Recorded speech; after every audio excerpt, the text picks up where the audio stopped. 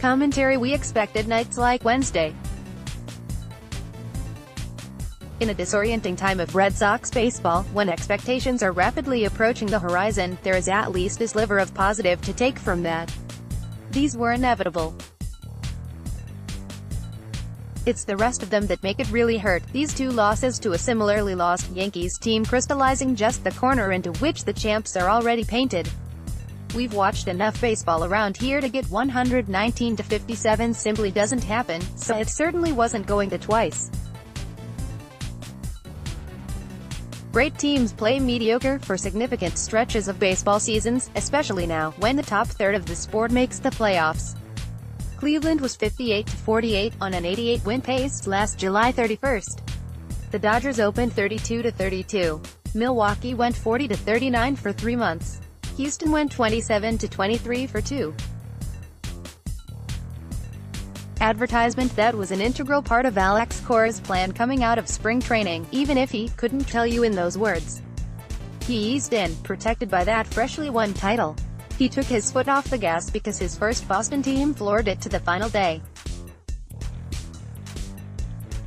Cora understands what playing to November does, especially the way he handled his staff in that final month, and that opening 16-2 is hardly a requirement to get back there. An 11-game, 3-city trip to start the year? 20 games in 20 days starting Friday? 37 of the first 64 on the road. He'd have taken 34-30 on June 7th in a heartbeat, and managed his spring as such. So there were going to be messy nights. There were definitely going to be Wednesdays, lest you forget the only thing any of us talked about all spring was the bullpen without experience in the biggest spots. At least they'd all be in the service of the end goal. Cora could use this time to lessen the load, to give guys a chance to try on the biggest scenarios, to test who craved the spotlight and who shunned it. All useful information. When the schedule got home heavy, the pitchers were strong, and the one big hot streak that'd lock up October would come together against the weak competition. Advertisement: well, 34-30 isn't this. A 6-13 start is call the Elias Sports Bureau for comparables territory. A 6-13 start is how a team that, for example, plays at a 108-win pace for its final 143 games only wins 101. How a 100-win pace yields 94, a 95-win pace equals 90. It's early, but it isn't. And it's going to be even less early after a Boston team that's lost its first 6 series plays in St. Petersburg against a Rays team that's won its first 6, and will have plenty it wants to prove to its visitors even before Red Sox fans stuff Tropicana Field. Buy tickets. It seems crazy to say this in April, but that's an important series. Steve Pearce told reporters. We have to get something going pretty soon. Coming in immediately after Nathan Eovaldi's outstanding 6 innings, Brandon Workman loaded the bases in 15 pitches.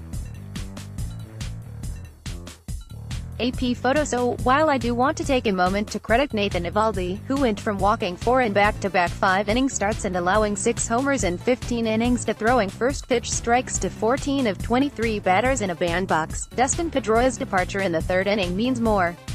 Eovaldi is what Eovaldi is, a Yankee killer, especially against that watered-down lineup, and supremely confident.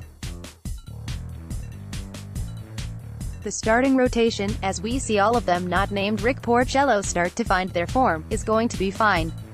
It is, to borrow a phrase, what it is. Pedroia might be 2. On Thursday morning, that means 2 for 20 and having his surgically repaired knee checked out. In the first swing of that at-bat, he felt something weird in his knee. Alex Cora told reporters. I was surprised that he came up to me and told me that, but we'll see what happens. I really don't know. He was down. I haven't seen him like that, so, hopefully nothing serious. Something that, he just got scared. We'll know more Thursday. Advertisement: mentally, it's very difficult to go through, said Jerry Remy, his own career ended by knee problems, to the Globe's Dan Shaughnessy on Wednesday. It's all you think about. The easy jump is to point out the team is choosing to carry Pedroia, at best needing constant supervision and care now to simply stay on the field, over the likes of Blake Swihart, a fully functional player whose potential they're willing to lose. It is ludicrous to really think that keeping Swihart and shedding Pedroia would be in the former's best interests. Consider what even an infirmed Pedroia means as a veteran in that clubhouse, and the target that would put on Swihart if it came to pass. The train left the station on the 27-year-old catcher years ago, and losing a second baseman wasn't going to gain him any additional playing time. Not that it shouldn't have. Boston's production at second has been 3 times worse than any other team's, yielding a .132, .185, .145 line. However, is quickly becoming a season that's going to necessitate hard decisions. On Pedroia, a close confidant of Cora's back to their playing days and a man Cora once said he'd make his first bench coach if he ever got a manager's job.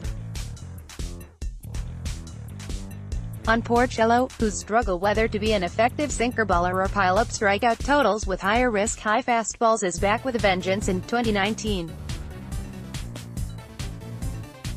On whether Sandy Leon's true value to his pitchers justifying his abysmal offense.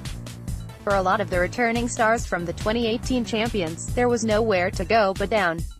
A slew of career years built 119 to 57. And with each loss, with each day the team batting average is .229, the team era is 6.01, that 119 win pace is going to be needed just to get a wild card game at Fenway Park. It's going to take everybody to get out of this, Cora said. No one more than him, because the honeymoon is finished and his team needs the kick he didn't give them all spring. Let's block ads. Why?